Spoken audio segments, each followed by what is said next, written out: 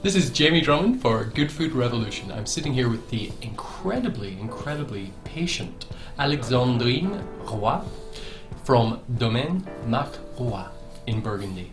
Very good.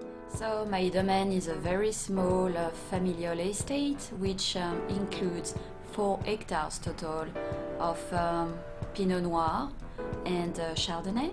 But the Chardonnay just represents a smaller amount, which is about 10% of the total production we have.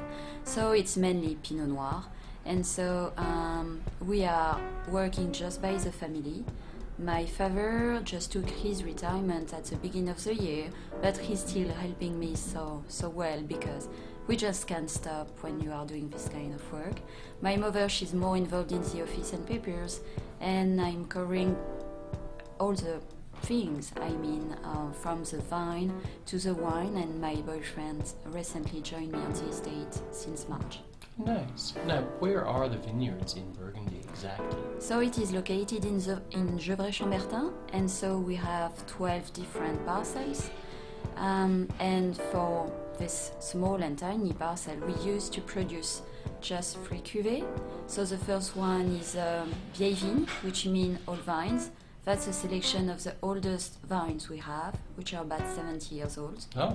So it used to produce a very delicate wine in style, but very complex. And then we have Clos Prieur, which is a single parcel located just below some Grand Cru like Mazy-Chambertin. Yes. And so that's a village level still, but it is much more than a regular village to me because of this specific location. I see. And we have lastly Cuvée Alexandrine, which is my Grand Cru style. I don't have any, so I just try to create one from what I'm having already.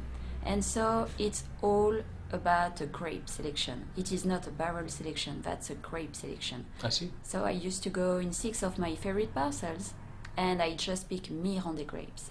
So very small and tiny grapes with very small berries, with thick skin, just a little bit of juice, so the ratio is very interesting on these grapes, and so it's kind of naturally concentrated but very elegant wine, very good for aging as well.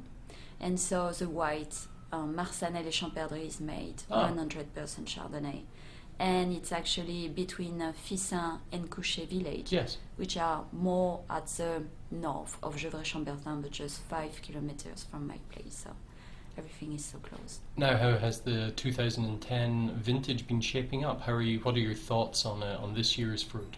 I feel very good with this vintage because we have a naturally very small crop with a lot of Mirandais grapes. I never saw that before, so I'm very excited because these are the most quality grapes you can wish for your harvest. Burgundy is seen as being the ancestral seat of Pinot Noir, and that is not in doubt in anyone's mind.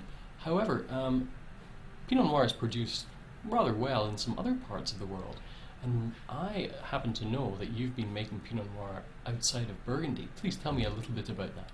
So that's a nice story. That's a meeting between Bob Morris, the owner of Phelps Creek Vineyards, and I, while I was attending to the IPNC, the International Pinot Noir Celebration, yes, in Oregon in McMinnville.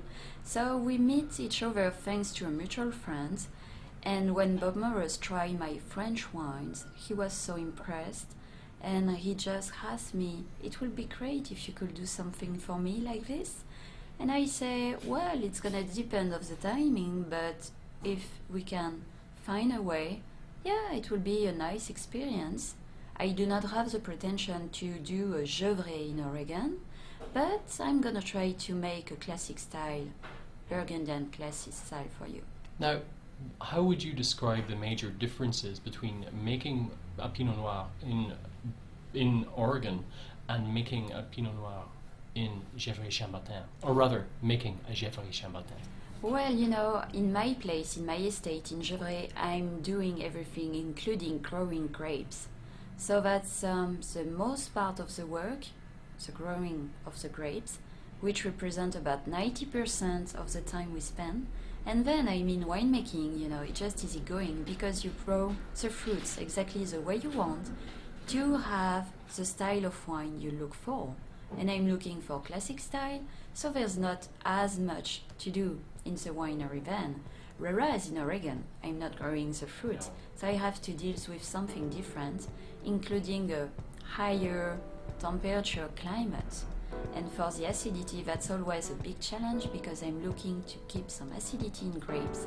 And in Oregon, that's the biggest part of the challenge. So I used to pick my grapes in Oregon earlier, comparing to the resident winemaker over here.